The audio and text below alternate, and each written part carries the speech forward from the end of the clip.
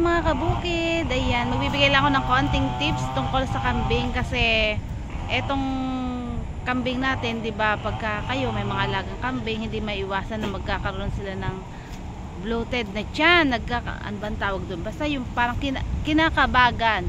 'Yun, ang kambing mahina 'yan pagka na bloated. Hindi sila makatayo, kahit yung makasabi ng hindi nila magawa 'yon. Kasi itong kambing ko ito, itong unang kambing ko na to, medyo napabitin siya. Ngayon, hindi na siya nung natanggal sa pagkakatali na ano naman siya na nakatayo, pero after mga 1 hour umano na ulit siya, yung napadapa na, yung nakadapa na lang siya, hindi siya makabangon. Yun pala, di pinatingnan sa akin ng asawa ko, sabi ko parang bloated yan. Kauna-unahan pa nga lang namin kambing yan, wala pa kaming alam tungkol sa kambing, kaya search ako, sabi ko ano ba yung pinaka mabilis na pwedeng gawin, kasi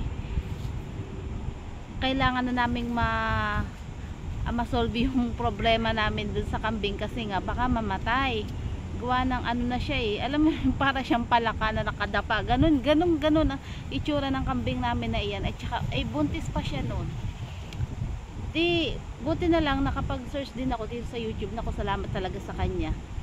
So ano daw, marami kami sinubukan pero marami kaming nakita pero hindi namin masubukan kasi nga mahirap siyang gawin, at saka parang kailangan nung iba professional yung gagawa, hindi naman namin kayang gumamit yung mga herenggilya ganon. Kaya meron akong isang nakita, alam nyo kung anong ginamit nila?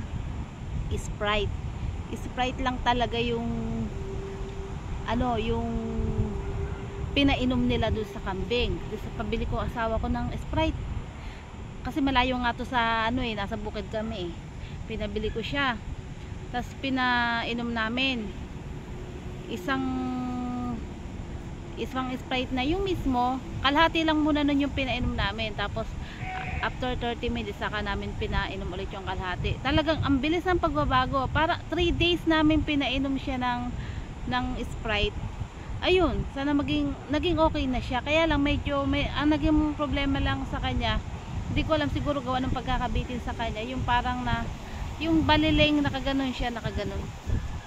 Pero medyo ngayon nauli-ulian na, pero nung una talaga nakaganon siya pag nakatayo.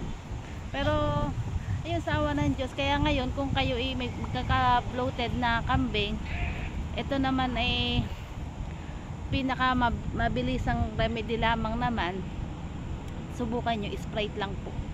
Talagang nakakaano sila, nakadighay, kumbaga nakadighay, nakautot, tsaka nakadumi agad sila. Yun yung nakita ko doon sa nung pinainom namin ng kambing. Kaya masasabi ko napaka-effective nun para sa mga kambing na bloated.